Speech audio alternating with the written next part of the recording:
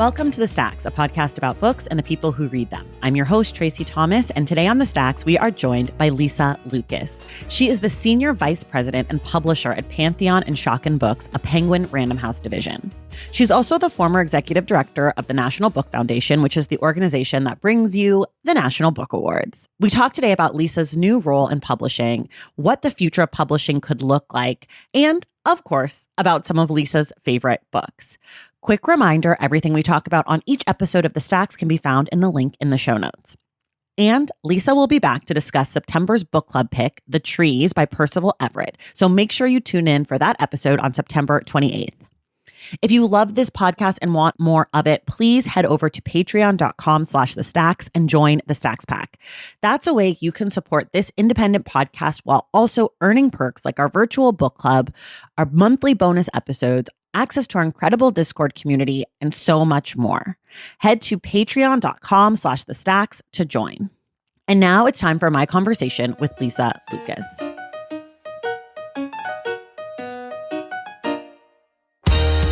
All right, everybody. I am so excited today. I am joined by, I think for the very first time ever on the show, a publisher.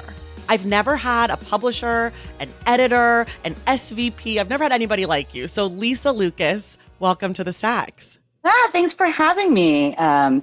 Happy to be your first. I'm so excited. I have like 5 years of questions for you. So even though I know you haven't been a publisher for 5 years, but you're going to carry the mantle for a little bit for your people.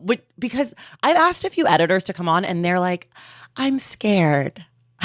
I guess they don't like to be in front of the microphone. It's hard. It's a really behind the scenes job in a lot of ways. But I'm unusual in the sense that I just came from a really front of house job that also had a lot of granular, sort of administrative tasks that people never really knew about. But I'm sort of a weird hybrid. And so trying to figure out how to navigate, what's like external and how much can we talk about other people's books and, just figuring out my way is like there's not a lot of great like models for it. So. Yeah. So really quickly before we kind of dive in, for people who don't know you or for people who know you but maybe don't know you as well, can you tell us a little bit about yourself, like where you're from, maybe a few past little jobs or things you've done? Give us a little bit of a sense of who Lisa Lucas is. Ooh, that's tough. How do you like summarize yourself? Like I get to cherry pick with what I want to say. So I am a publisher, as you know, but I think I've just been, until I started this job, I was really like, people were like, what do you do? And I was a nonprofit administrator. Right? Like it's like, which is so many different things. It doesn't really say much to be like, I'm a nonprofit administrator, but I think it's like similar to be a producer. It's similar to be a publisher. It's similar to like coordinate lots of things in service of audiences and artists. Right. Yeah. And that's kind of whatever it was, always what I've done. I started out though in theater. So I had a funny little series of jobs. So I'm from New Jersey. Okay. I was born in New York, grew up in New Jersey. Kind of from two different towns. So from Teaneck and Montclair, which were both these like really interesting 1990s like experiments in diversity, right? Like I know Montclair. One of my best friends from college went to Montclair. I was from Montclair. Right. So, but people who have just moved to Montclair or have lived there for the past 10 years or so, it's really different than it was in like the 80s and 90s and aughts. Right. So it's interesting because it's kind of a totally different town while retaining some of those. Anyway, Montclair, New Jersey is like not why anyone's here. But it is instructional in that like I just grew up in this like multicultural kind of like there was just it was really progressive education. We were reading, like I think all the conversations about how we shift the canon, we really had a new canon. It's like I remember like just being in high school and it's like you obviously read, contemporary Black letters and you read the ancient Greeks and you read, To Kill a Mockingbird, but you also, it's like it was as important to read Maya Angelou as it was To Kill a Mockingbird, as it was Invisible Man, as it was Gabriel Garcia Marquez, right? So it was just this really interesting series of kind of both history and the humanities lessons that came from there. But that really informed my worldview. So I left college, I went to school in Chicago, and I ended up working in a theater company. I was really interested in theater. I thought I wanted to be like a dramaturg, but I was working basically as the telefund manager. Or the like annual fund person.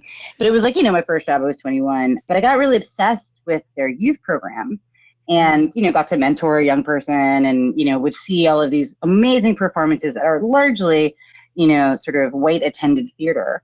And you go to these student showings, and it would be like the performance would be full of kids from all over Chicago and Chicagoland, and you were like, and they'd be so into it. They would just be watching Our Town or watching whatever play we were showing for young people, and just the engagement was so incredible. And so between seeing those programs happening and doing a little bit of work with young people, coming from educators myself, grandparents, and I just sort of got really obsessed with access. So I ended up working in film.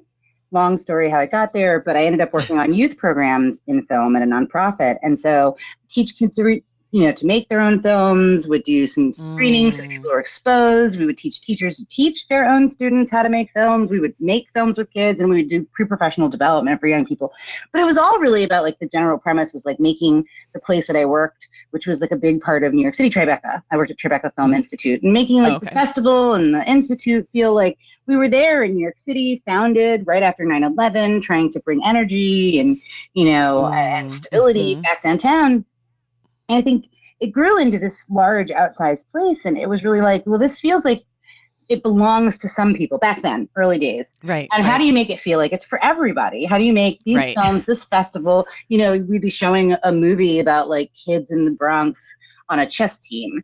And the audience would be like, why aren't there any kids from the Bronx in here? Or like parents from the Bronx? Right. Because the movie really was, if not as useful, if not more useful, as useful for those communities to see.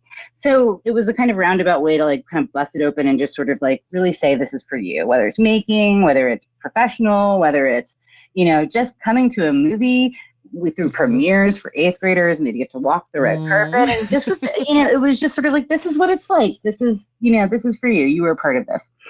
So I did that for years and years. And then when I left, I kind of knew I wanted to be in books. I'd always loved books. I think there were a few moments in my life where I danced around just being like, I really want to work in books. I love books. It's my true love. I was always like, at my old jobs, everybody was like, I remember you would like be at the coffee shop across the street before work reading a book. Or I'd, Steppenwolf, the theater that I worked at in Chicago, there were 2 buildings, and so you had to kind of walk across the street, but it was a really not busy street. So I'd always be waiting at this long light reading a book, because I always had to run back and forth, and I just take my book with me. Yeah. And so everybody thought that was like super nerdy, but I didn't have any time, with work. It was the time that I had to read. So I ended up leaving film and sort of feeling like maybe this is the time, but it was really difficult to get a job. And so I ended up volunteering. I was doing other things. I was still doing film education and like working, but like I started volunteering at the same time for the Brooklyn Book Festival and for Guernica Magazine. I became the publisher of Guernica Magazine eventually, which is an online magazine of art and politics. Amazing. They're really just so good. And and I just was like, treated it kind of like grad school. I was obsessed. I wanted to meet agents and I wanted to meet editors, and I didn't know what I wanted to do. I wasn't really looking for a job per se, as much as I was looking to like really understand, in the same way that I understood the sort of like youth development, nonprofit film community, to understand landscape. So it's, I met all the nonprofits, and I met lots of, the publishers, and, and just really made it my business to kind of meet people. And eventually I ended up getting the job at the National Book Foundation as the executive director, which is, if somebody who doesn't know me knows me, that's probably why. Because that was like a really like public facing job. And I did that for, I think, 5 awards. 5 awards, I think 5 awards. And then I ended up at Pantheon and Schocken, and here we are. And here we are. Yeah. So that's kind of like quickly as I could get it down. That was good. I have a background in theater. I studied theater in college, and I thought I would be a performer. Mm-hmm. Here we are. Yeah. It's long story short. But you're still in front of the mic. I am. I am not. I knew somehow. I was like, I just don't want to be in front of the mic. Yeah. I was not a good actress at all. And so I sort of like I went to NYU. And so everyone there's like, not everyone, but a lot of people are like really talented, like incredibly talented actors. And I knew wasn't me. Like, I just knew. Like, I'd be in a scene with someone and be like, you're great. And what's my line again? That's how I felt in calculus, except I didn't like it. Yeah, I'm so bad at math. Anyways, okay. So now we're fast forward. We're here. You're in publishing. You're new. You got the job in 2020. You started, I think, in 2021. Yeah, early 2021.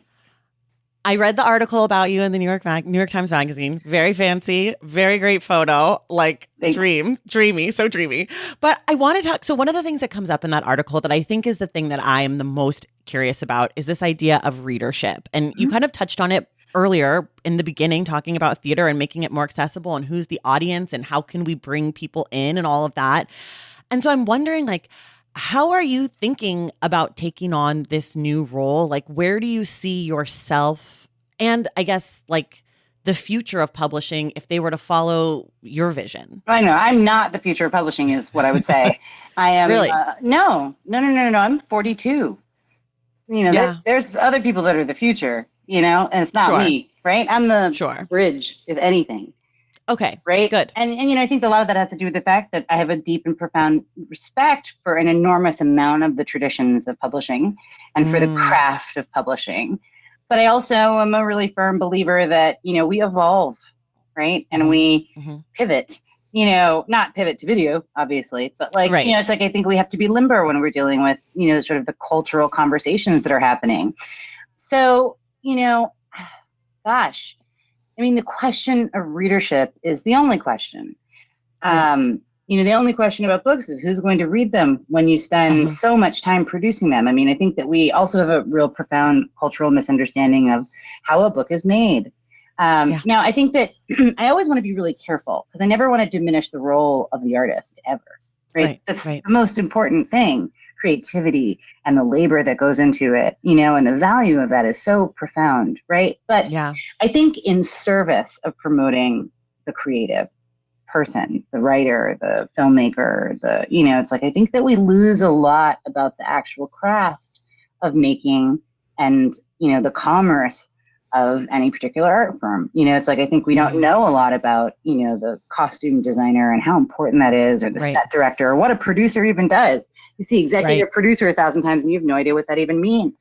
Now for books, I think that you have it's interesting in particular because it's like the book feels like a conversation directly between one person's brain and what is created and the reader, right? This is the conversation that you're having, the direct relationship. And it feels like, a person made this book and all we did was slap a cover on it, right? We slapped a cover on it and we put a barcode on it and we sold it, right? But, the business of books is so elegant in many ways, right? Because it's as collaborative as film in a lot of ways. Because the collaboration for, film isn't just the writing of the script or the directing of it. It's the, what type will we use? Who's going to typeset it? Who's going to copy edit it lovingly? Who's going to have a conversation with that author so that they can have that back and forth, that nurturing, creative person that's going to sit down and sort of say, okay, I'm your reader. I'm your first, best, closest reader. Right. And I'm here to get you ready I'm a stand-in for so many readers. Right. And so I think first you have to think about all of that. It's like, and the reason why I'm making the long way around is because I think that sometimes when we say, how much should it cost to buy a book?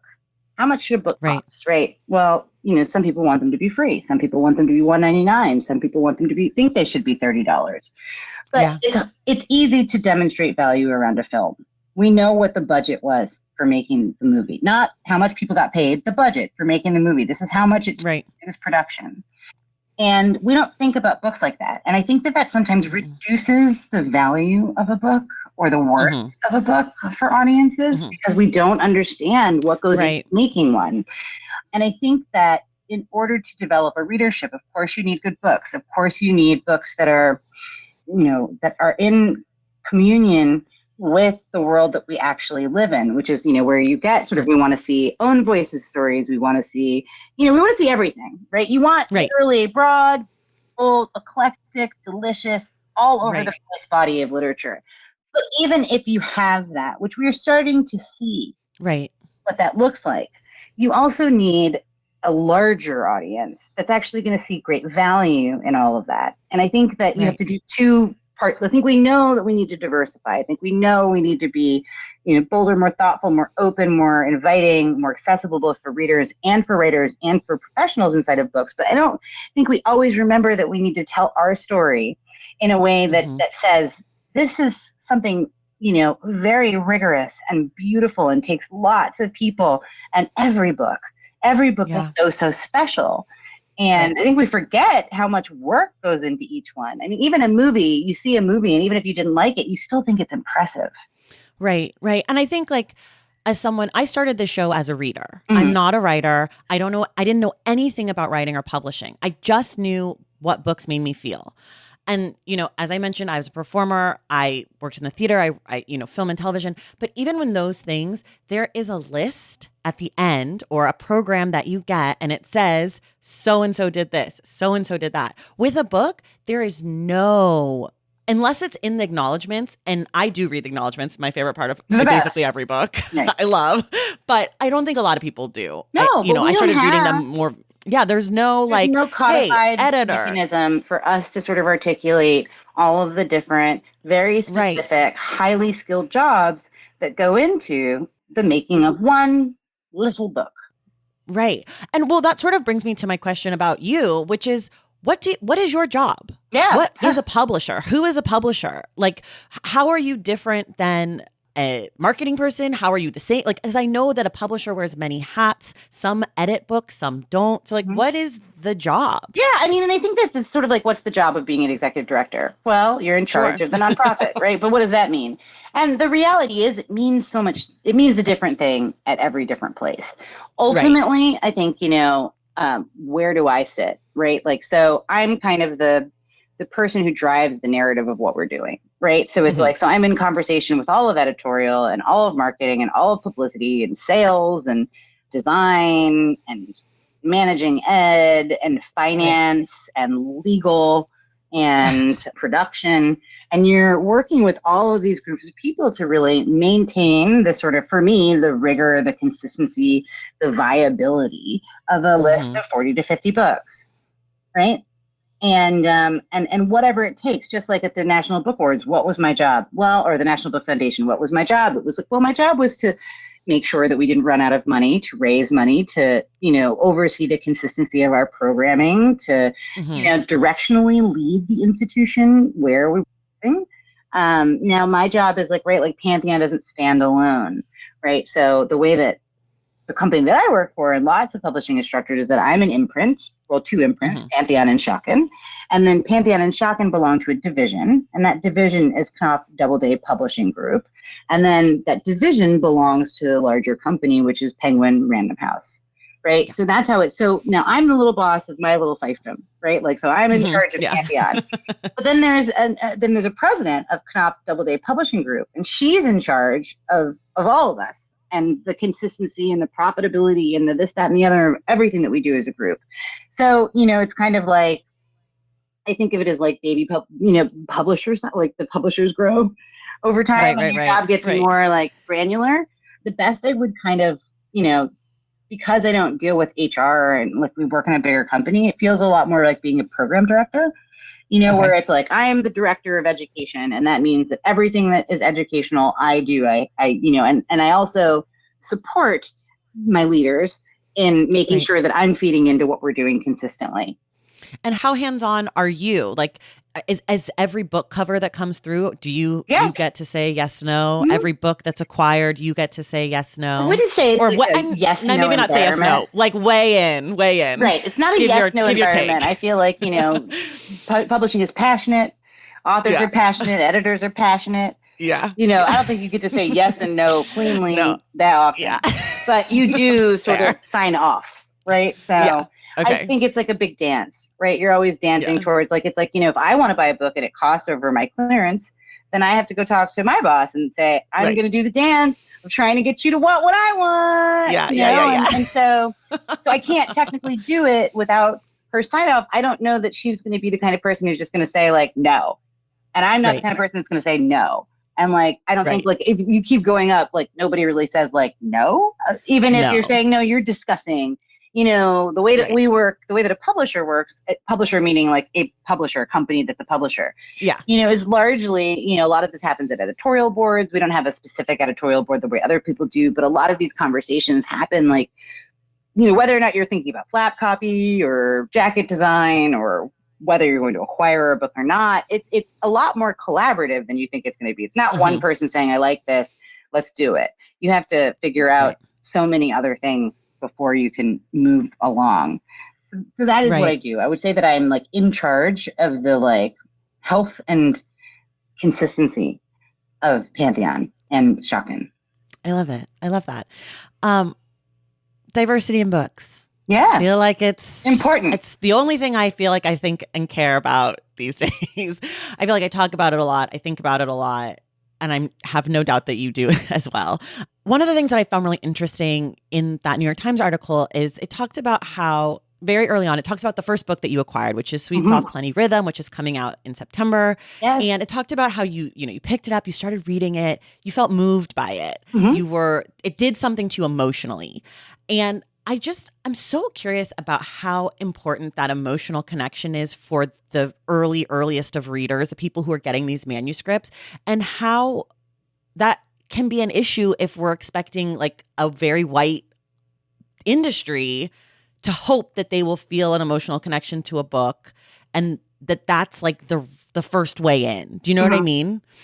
And I'm wondering like how that can be changed and adjusted, I guess, outside of hiring more, or is that really the answer? Hiring and training people of different ethnic groups, of different races, of different genders, abilities, all of these things. Like, how do we make it so that the gatekeeping on like what lands with the people in publishing is open for those other readers we want to bring into the world of books? Right. I mean, so on one hand, okay.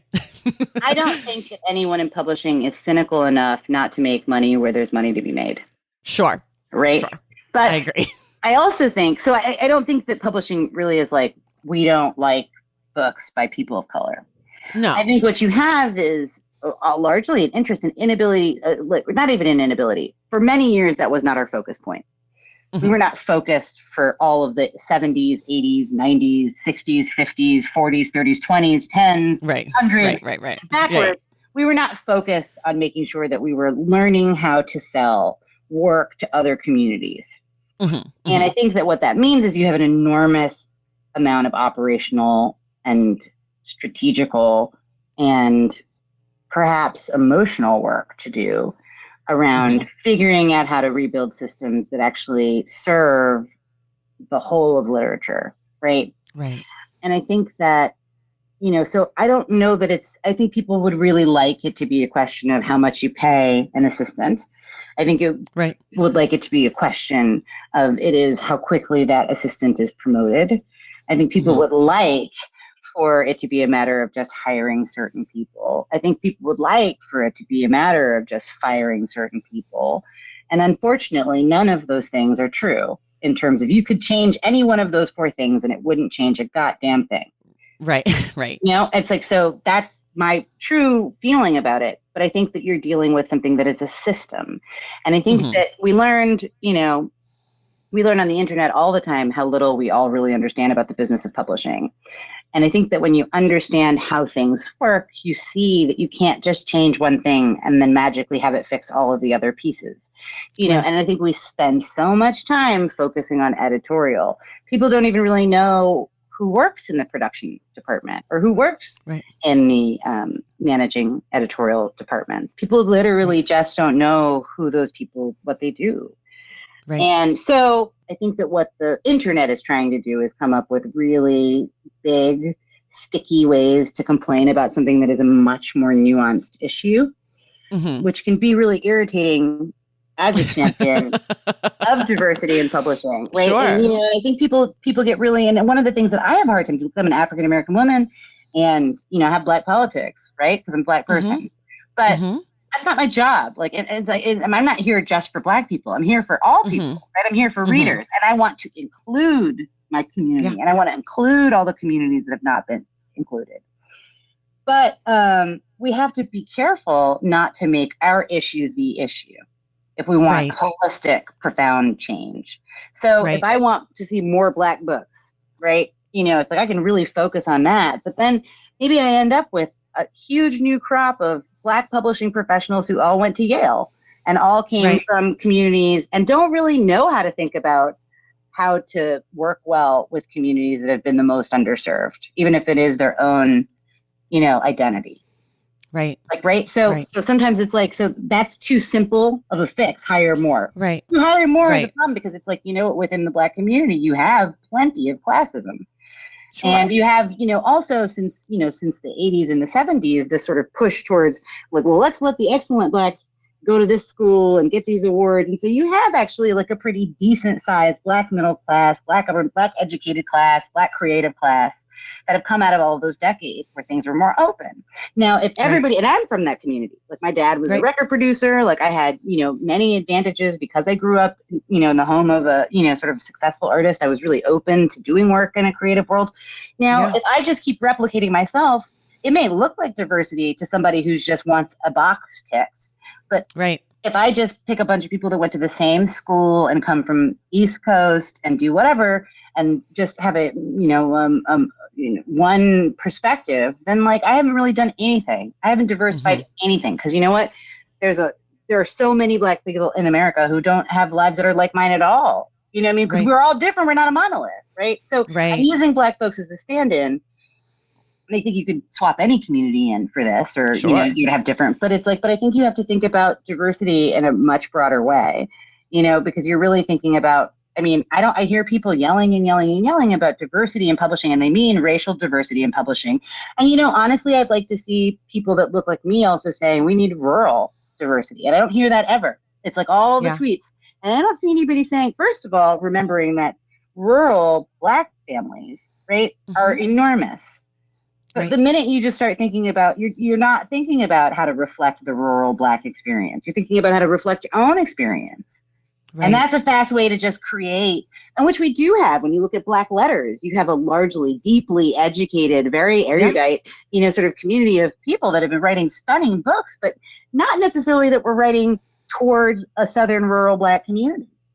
Right. So how do we do that? Like, how can we bring in more people and I do mean that much more holistically than just racially. Like, I do mean, how can we bring in rural folks? How can we bring in international folks? How can we bring in younger people higher up in companies so that the next generation is feeling included and empowered? Like, how can we bring in people who are disabled, people who, whatever that looks like, how can publishing do that on every level? Because to me, in my mind, when I think about it, but not clearly as much as you or people who work in publishing, I just think like the more stories that are out there that are telling different experiences, the more that something is likely to resonate with someone who's felt excluded. I mean, the thing that I do here is I interview people about books constantly. And what I hear is, oh, this one book, this is the gateway book for me, or this one author, or this one person.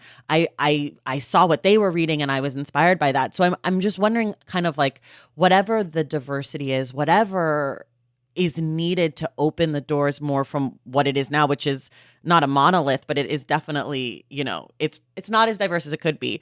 Sure. Like, where do you think? So here's what I'll say. So just for starters, we need to put our money where our mouths are. Now, everybody can be on the internet all day long, on Twitter, let's call it. And there'll be 30,000 I'm familiar tweets about, likes on something about some book. Now, I can go into BookScan and tell you right now that all of those people who were so inflamed on the internet did not buy the book. So I don't want to hear people feeling like Twitter activism doesn't work in this arena. What works is buy the book. And that sounds so stupid, right? Like, it's like, it's like apply for the job, like be interested in publishing, believe in us, believe in books, right? That's, a foundation, the big advice. Right. But for somebody who's not going to go work in books, like actually buy the books, we will spend $20 to go see a movie that we don't really know a whole heck of on opening weekend before the reviews have come. Right. We will make billions of dollars for one movie in one weekend. And we feel okay about the $20. We feel okay maybe about $40 or $60 or $80 because we're taking the family. We get snacks, $100. We feel really good about that. We're not complaining about, we haven't stopped other than the pandemic, but we didn't stop going to the movies until, all hell broke loose. We don't complain about Netflix and then, oh, now there's Disney Plus and then we get Disney Plus and then, oh no, now there's Hulu. We got Hulu and now there's Criterion Collection and we got that too. And then we got, basically we got cable again. People will spend, and this is like fairly income, barring sort of underneath the poverty level or just barely getting by. Right. If you have any discretionary income, you're likely to spend money on these things. Movies, clothes, like cute clothes, not like basic, I need shoes so that I can walk. I think these shoes look nice. or this movie is fun, or this, bottle of wine is more expensive than I need it. If I just, you can have a glass of wine and it can be any price, right? So people will splurge on all sorts of things. The numbers tell me that unless there's an overwhelming amount of hype, and no matter how robust the conversation around diversity in books is that everybody who's talking about it are not buying enough books. We get excited when a book sells 30,000 copies, right? That's like pretty healthy. There are 325 million Americans. There are 9 million New Yorkers. And we're excited when nationally we sell 30,000 books. And yet this conversation makes it to the front page of the newspapers. People are thinking about it. They are doing it. There is a disconnect. And that's back to my original point about the value of the book. Diversity is hugely important to me. This is my core sort of thing. Right. But I don't even think it's worth talking about it until we can get people from our communities. I'm not even talking about people who need to be welcome into a local bookstore because there's not one there, or people who, didn't go to a certain kind of university and don't have a certain kind of exposure level to this type of book or that type of book. Forget them, right? Not forget them in an emotional way, but but in this point, But I'm just talking about my friends. Even when I go into the bookstore with people that I love who are book people, I don't know if I want to buy this. I don't know if I want to do this. It's like, but we spend money willy-nilly on all these other things that truly just make Bezos rich, just make all of these companies rich, make huge billion-dollar movie corporations rich, right? And we cannot be asked to spend $20 on a book that maybe we're not going to read. Right. Or not like. But then we sit through movies that we don't like all the time. And so for me, how do you achieve diversity when we cannot get the support that we need financially from the communities that we're already that are being engaged at present? I mean, how do you justify, and it's absolutely justifiable, and there's plenty of people who want to read books, but it's like, we've got to do better with the being willing to buy them. And and I'm not saying that everybody has unlimited discretionary money by any stretch of the imagination, but even visiting our libraries and borrowing more readily, it's like that matters as well, creating demand in whatever way that you can. But we need to be a little more, I think that we need to really think about the fact that if we want books, we must buy them. They're not a thing that just sits on the sidelines waiting for you when you need them. It's like the contractions and changes and growth and, shrinking back that have happened over the years has an enormous amount to do with consumer demand. And we're so precious. Nobody likes to call a book a consumer product because it's not really, it is and it isn't, right? Like on some level, it is something that, has a price on it and a barcode and a BISAT code, and you're buying it and we're selling it. But it's also this precious special thing, right? This art form. The book itself is an art form and the literature inside of it is an art form, right? So it's hard to talk about it, but it's like, but if people stop buying Nikes, there's no Nike. Right. So, and especially with a lot of these indies, which are much smaller, and have a lot less room to fail, and so we've got to value the books. But don't you think that, maybe not, not every indie, but I feel like a lot of indies end up having the ability, because they're smaller, to be more kind of experimental, to do different things. Now, they're doing great books. And I think that honestly, corporate publishing in the past 5 years has published some extraordinary stuff. Like, I don't think you can actually look at the books and say, oh, wait, we're not publishing things that we can relate to now. I think if you were to go back 10 or 15 years ago, it was a lot different. But right now it's actually like a real glory time of publication. Yeah, no, I agree with that. Just since I've started the show in 2018, I feel like publishing, there are books that have changed. The way that books are, or what books are coming out, has changed just in the last 5 years from my singular experience. Okay, let me ask you this. This is a totally opposite kind of question. You were on the outside, working in different ways, but not in publishing until recently. What's the thing about publishing that has surprised you in the best way? Like, now that you're inside, what's the thing where you were like, wow, this is actually incredible and I love this? At the end of every day, there's a book. The publisher said that to me when I was starting. He said, it's going to be hard and you'll have bad days and you'll have good days. But the special thing is, at the end of every day, there's a book. And of course I knew that, right? It's your job to make books, but there's just something incredible, And I think the level of collaboration, wasn't as clear to me. And it's really a special journey on one project that you and a group of people go on. And it's just, I knew it would be satisfying in some way, but I didn't know how just nourishing, even when it's trying to kill you, how nourishing it can be. Yeah. Okay, I love that. We're going to take a quick break and then we'll be right back. Okay. Valentine's Day is upon us and I've got love on the brain. Love for books, duh, of course. Hello. Did you forget what podcast you're listening to? I love bringing you all great reads, exclusive author interviews, and behind the scenes book gossip. But I can only do that with your support over on Patreon and Substack. Our Stacks Patreon community, also known as the Stacks Pack, is where you can go for book club meetups, a private, very active Discord, and a year-long mega reading challenge to help you achieve all your reading goals. Plus, you also get that monthly bonus episode. Now, over on the Substack, you can subscribe to my newsletter, Unstacked, where I keep the book conversations going. I also give you a healthy dose of sports and pop culture, definitely some hot takes happening over there. And again, that bonus episode. If you don't have a few dollars to spare, don't worry. There are free options on the Substack and the Patreon to get you a little extra Stacks magic.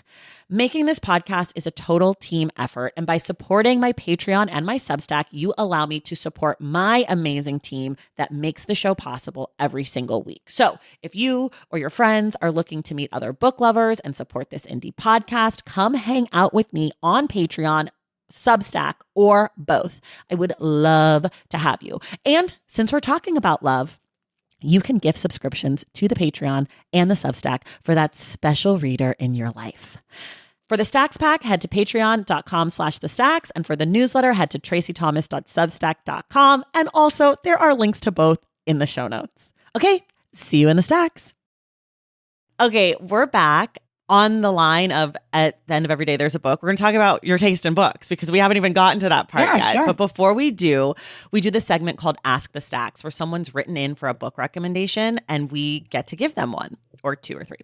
Okay. So this one comes from Tanya, and Tanya says, I have a really hard time finding contemporary literary fiction that I enjoy. As a forever single, I have almost no interest in reading about families or couples or people really intent on being in either. I really just want to read about single people or people who act single doing single people stuff.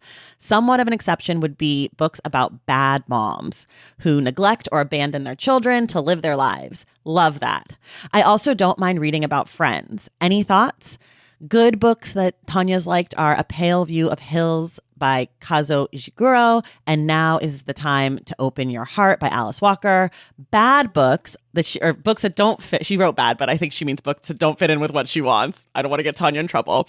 Luster by Raven Leilani, because even though she's a single woman, she's preoccupied with her next hookup. Agatha of Little Neon, single woman, but spends most of her book unhappy with her little nun clique. So that is Tanya's question. I can go first if you want a second to think about it. Tanya, I have to tell you this. I am the worst person for this because I don't really read that much literary fiction. And I also I don't know. I read literary fiction usually based on true stories. So here's what I have for you. I haven't read them all. They might not fit. Don't hate me. The first one, though, is Motherhood by Sheila Heti. I know that the book is basically autofiction, and she's going back and forth about whether she wants to become a mother or not. So it's like kind of like the pros and cons. I think it's a really interesting book. It's not exactly what you want. Then I'm going to give you nonfiction because I Am Who I Am, which is No One Tells You This by Glynis McNichol. And that's a memoir all about like being single and like why it's great and what you're able to do and all of that. And then the last one is not exactly what you want either, but I'm going to say Sugar by Bernice McFadden. It's about sort of single friendship vibe. So those are mine. This is not my best round, Tanya. Don't hate me. Okay, Lisa, you're up. Gosh, it's a tough one. It's hard. I'm going to say, one of the books that I read this past year that I loved really profoundly that had just absolutely nothing to do. There was a little family in it, but not in the sort of like family way. Okay. It's called The Immortal King Rao by Wahini Vara, which she used to be, or is still maybe, I don't know, a tech reporter at the Wall Street Journal. And it's this look at this man and his daughter, but not family. Yeah. That have, I don't even know how to explain it to you. It's so difficult. It's such a wild ride, but it's about technology and control. So basically the world has become governed by the algorithm. And some people said, we don't want to do this. And they became people who live on all of the islands around the world were reclaimed for them. And he's developed this technology that connects the brain straight into the internet, and all hell is breaking loose. And it also deals with the Dalit community in India, which are the untouchables. And so it's really thinking about sort of this man who became one of the most wealthy and important people in the entire world, who came from this Dalit family. And so you sort of see his rise. But it's extraordinary. And it's like really some of the best. And it is speculative, but it's not speculative in the sort of like, I only read sci-fi way. It's very much a literary fiction work. And so it reads a lot more like a novel than it does like anything else. So that's a really, really good one.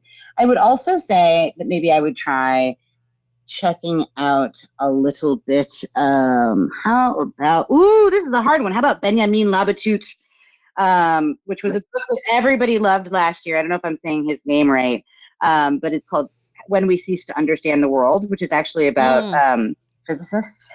It's a nonfiction novel. Okay. Which is the whole new invention of recently, or not. And it's very dense material thinking about, sort of science and its impact on humanity and ethics, but it's also just like rampagingly readable. And I think it was a book that surprised almost everyone. He is Chilean, I believe, and it's really a phenomenal novel. Fantastic. Okay, Tanya, those are your suggestions. If you read them, you have to let us know what you think. Everyone else, you can email askthestacks@thestackspodcast.com to get your book recommendations next month. Okay, Lisa, I'm so excited. Here we go. 2 books you love, 1 book you hate. Oof. 2 books I love. Jamaica Kincaid's A Small Place. And also I love The House of Mirth by Edith Wharton. A book that I hate. I never like to say books that I hate. I hated reading Heart of Darkness. Okay, there you go. I think someone else has said that here. I can't remember who it was, but that's definitely happened here. Okay, what's the last really great book you've read? My Garden book by Jamaica Kincaid, which is a very wonderful book about gardening with Jamaica's trademark snappiness. She's both delighted and enraged by her garden and the story of her home in Vermont and the garden and how it came to be and the relationships around it and family and whatnot. It's just like a beautiful book. Okay, what are you currently reading? I'm currently reading The Rabbit Hutch by Tess Gunty. Okay. And how are you what we call here a 1-book pony, or can you read multiple books at a time? I have to read multiple books at the same time for work, but I try to read one work, one personal, or one fiction, one nonfiction. Okay. And do you use an e-reader? Do you read off the page? Are you an audiobook person? Preference is on the page. Happy to listen to an audiobook. Mostly listen to celebrity memoirs. And I e-read for work, never for pleasure. Yeah. Yeah. What are some books that are coming out soon, or books that you've just been wanting to get to that you're looking forward to reading? Gosh, I mean, I'm so focused on the books that we have coming out. I mean, of course, I think that Sweet Soft Funny Rhythm by Laura Worrell. Yes. I'm also very, very excited. I have already read it, but I'm really excited for the world to read Jonathan Escoffery's new novel, If I Survive You. I Survive You, which I think is going to be stunning. It is stunning, but I think people are going to really love it. So that's one that's not mine. Gosh. I'm excited for the award season, honestly. Me too. I feel like I don't even know what I'm excited about. I don't want to be like, here's Pantheon's fall list. But I'm excited for award season because I feel like that is always for me, like in time of such like amazing and robust discovery. And then you're like right on the heels of wintertime where you want to curl up and read and it's so cozy and it's just like a good season for it. Yeah. I didn't even know about book awards until I started this. And now like when this airs, it'll be next week that the National Book Award long lists are coming out. And I'm like, is it next week? Wait. Oh, yeah. Well, next week when this airs. Oh, right. Not next week when we're talking. I was like, have I lost my touch? No. I think it's like September 14th through the 16th. No, I was like, I know this by heart. And then I was like, I'm very confused. Sorry, this is the magic of podcasting, people. But wait, let me ask you really quickly about the awards. When you were working for the National Book Foundation, did you read all of the long lists? How much were you reading? So I was not able to read 50 books. Okay. By September 14th when we announced them. Got it. That was not a human possibility. You're not a magician? I mean, we would only find out at Labor Day. So we only had 2 weeks to put the list together. Okay. So it's like we didn't even know what the books were for 2 weeks. I would then spend I'd be reading those books all year, every year. So I tried to get through as many. There's no book until that last pandemic year that I hadn't read a piece of every. But it took me always all year to sort of, by the time the next books came in, I was done with last year totally.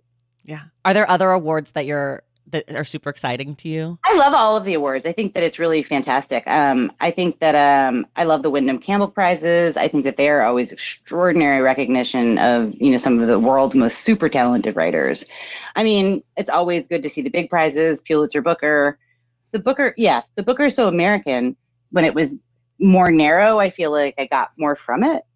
Yeah. Although I still welcome it as like a prize that, it's like that those books are exciting. I love they're just all great. I mean, it's like every little prize is a different thing. The Kirkus prizes are fantastic. I think they have those are so good. Extraordinary judges. I think they're really thoughtful and do great work. I like the LA Times book prizes quite a lot. I think that's a really wonderful prize. The NBCCs, which is stunner always. They're all great. I get so much from all of them. I look forward to all of them. Story Prize. Yes. I love them. And what's fun for me now is like learning the different personalities of the awards. Cause like I know that a Pulitzer general nonfiction, I know I'm going to like that book. Mm-hmm. I don't care what it's about. Like that is my award. Everyone I've ever read, I'm just like, this is my shit. And then like, I know with the Booker, it's a little harder for me. I'm not quite as into literary fiction. So sometimes I'm like, I don't know what's happening, but like it's fun. And I live in LA. So I love the LA Times one, obviously too. Yeah. Just 'cause it's my local paper. What's your bookstore in LA? So I love Esalen. That's my like A1. I live very close to Chevalier's, so that's one that I often end up going to, but they don't have the selection that I want. Mm-hmm. Sometimes it's a little extra Caucasian there. So I love Skylight. I love Reparations Club. I love Salt Eaters, which is new. I've never been to that one because I lived in LA for a while. So Skylight was during the pandemic and stuff, right? Yeah. It's it was started by Asha Grant. It's Black queer woman owned. It's in Inglewood, the Salt Eaters. And Asha was a guest on the podcast a few years ago. And so I've always just stayed up with her, but they just opened at the end of last year. Oh, I can't wait. Yeah. Super cute store. Okay. How do you pick what you're going to read next? Are you doing reviews? Are there friends? Do you have like a select group of people that you take recommendations from? I have seen you try to sometimes source on the internet, on Twitter. Yeah, it's curious how that goes for other people. And sometimes I'll draw from it. Like I'm usually trying to get a beat on sort of what people are reading, I'll be like, what's everybody reading? And it's like, it's nice. Forget about professionally interesting. It's just nice to know what the zeitgeist is. Yeah. Like what people are interested in. I think it's really fun. Yeah. But, gosh, I mean, there's not any rhyme or reason to my personal reading. It's like something will just sort of flag up. It's like I've been really into Rick Perlstein's books this past year, which is like, he's like one of the foremost chroniclers of the American right and the conservative movement. And he's not conservative. He's like sort of looking at the like rise of the baddies. Right. And so that's been fun. And then I like deep dives. Like, so right now I am actually publishing Helen Garner in 2023 and 2024. And she's like one of the grand dames of Australian letters, this extraordinary writer who's had a full, gorgeous career. She won the Wyndham Campbell Prize in 2016 or 2017. And so we're republishing a ton of her work. So it's like a good opportunity. Like, so sometimes I'll just be like, I need to be reading every book by Helen Garner. So let me just pick up another Helen Garner book and reread it or read it for the first time. So I love a deep dive. I've been trying to read so it's like, there's just stuff that floats up, but it's largely just sort of where my head's at. Mm-hmm. If you're having a breakup, you read a lot of breakup books. If you're in love, you read a lot of in love books or whatever the person you fall in love with is obsessed with. It's just like, I just sort of move with I have like a real sort of reactive way of, I'm moving my arms in a way that's not useful for a podcast. Of course. I was like, I'm really articulating my feelings and no one knows what I'm saying at all because it's just silent. Well, I can hear it in your voice. Your voice is sort of undulating as well. Do you have any book that you like recently that was recommended to you that was just a home run for you? It's so dumb. So it's not dumb at all. Actually, it was really smart. But I feel like I was going through some things, and so not Helen, Harriet Lerner is actually Ben Lerner's mom, and she's a psychologist, and she wrote this like crazy, like very feminist, very like super progressive, like 1990s self-help books called like The Dance of Anger and The Dance of Intimacy and The Dance of Love or whatever it is. And I read, I think, The Dance of Intimacy or The Dance of Anger, and I was like, this is amazing. Like obsessed, obsessed. And I don't really read self-help, but it wasn't really self-help. It was like a lot more like Bell Hooks is All About Love than it was like reading like, like men are from Mars, women are from Venus. Right. It always feels weird to call All About Love self-help, but like it sort of is. Well, but it's self-help adjacent, and it's like, but it's more idea focused. It's not like prescriptive. It's not like do these 5 things and you're going to solve your life. It's actually just like a psychology book, right? Like I feel like All About Love and Harriet Lerner stuff are both just psychology books that have a practical application. So it's hard, but they look really self-helpy. So I'm always like, I want to tell people to read this book because it's awesome. Like especially novelists, like especially writers.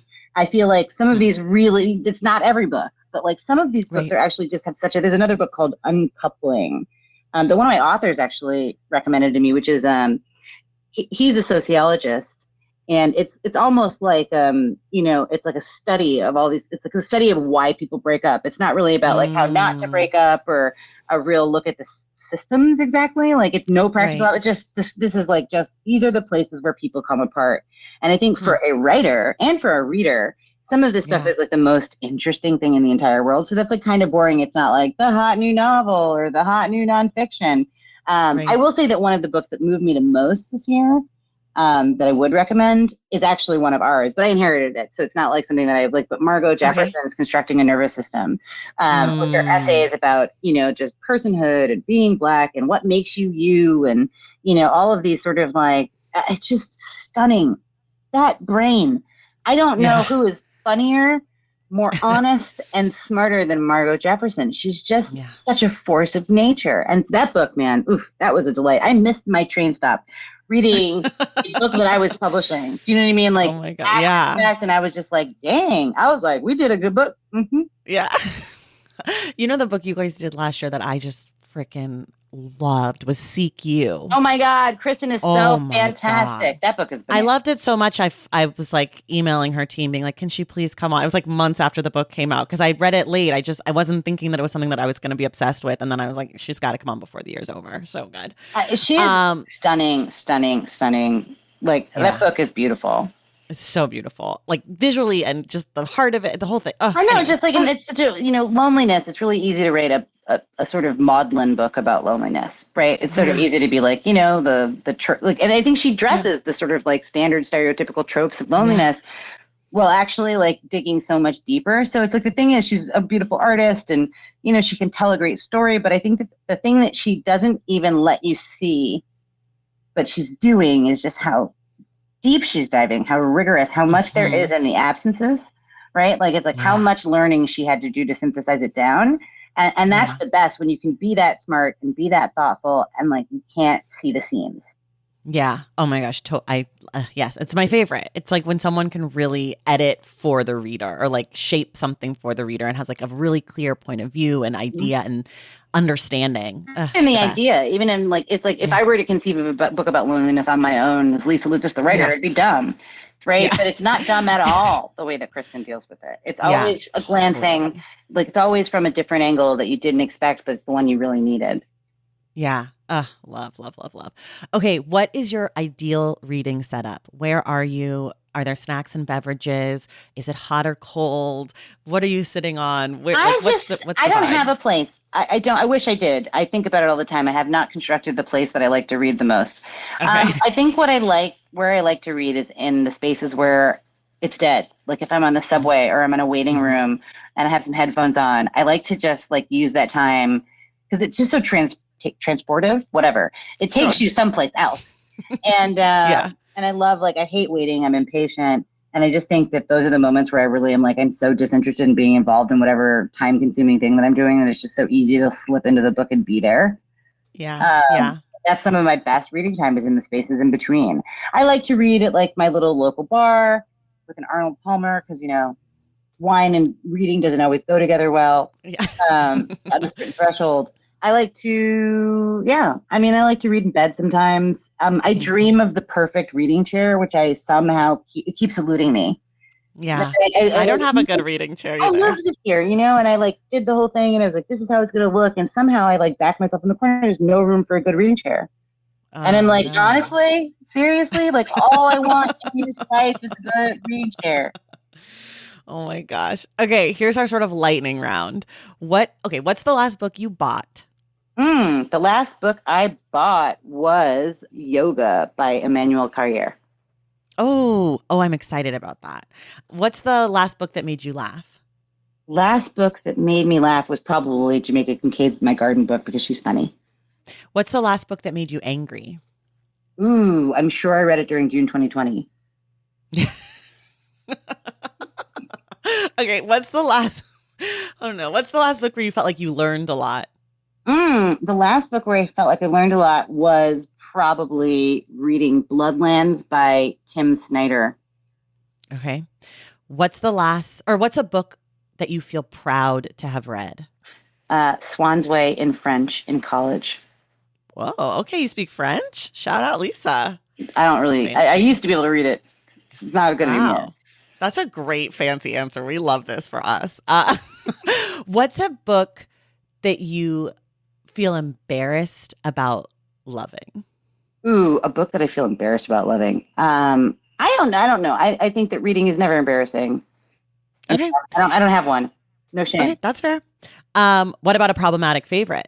Roth, no doubt. Okay. Increasingly Didion. Okay. Fair. Favorite book from childhood? Bunnicula. Okay. And what about a favorite book from where you're from? Well, there are not any books from where I'm from that I know of or that mean a lot to me.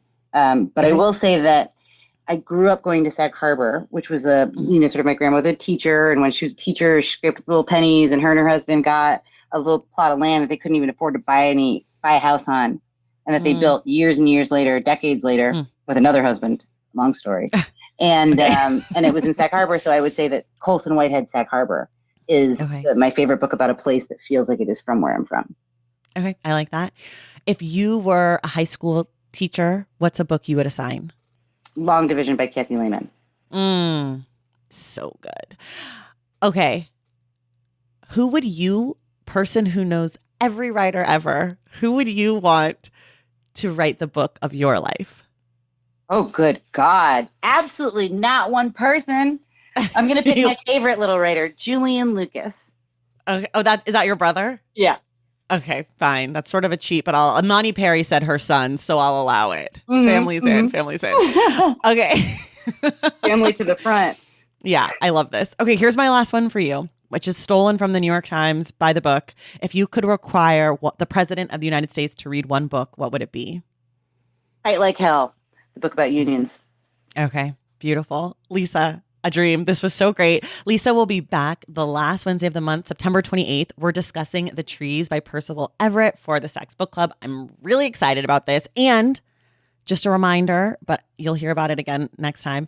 On September 27th, Lisa's first acquisition, Sweet, Soft, Plenty Rhythm, will be out in the world. Wait, are you nervous about that at all? I'm not. I'm just excited. No. I just want people to read it. I just cannot wait for people to sort of love her. I think they'll love it, but however they feel, I'm just excited it's a good world to be in. Yeah.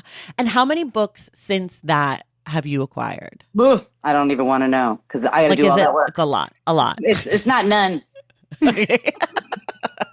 Not none. Oh my gosh. Well, Lisa, thank you so much for being here. Thank you for having me. This was a blast. Yay. And everyone else, we will see you in the stacks. All right, y'all, that does it for us today. Thank you so much for listening. And of course, thank you again to Lisa Lucas for joining us today. I'd also like to thank Josie Cals for helping to make this interview possible. Don't forget, Lisa will be back on September 28th to discuss our book club pick, The Trees by Percival Everett. If you love the show and want inside access to it, head to patreon.com/thestacks and join the Stacks Pack. Make sure you're subscribed to the Stacks wherever you listen to your podcasts. And if you're listening through Apple Podcasts, be sure to leave us a rating and a review. For more from The Stacks, follow us on social media at The Stacks Pod on Instagram and at The Stacks Pod _ on Twitter, and check out our website, thestackspodcast.com. This episode of The Stacks was edited by Christian Duenas with production assistance from Lauren Tyree. Our graphic designer is Robin McCrite, and our theme music is from Tagirijus. The Stacks is created and produced by me, Tracy Thomas.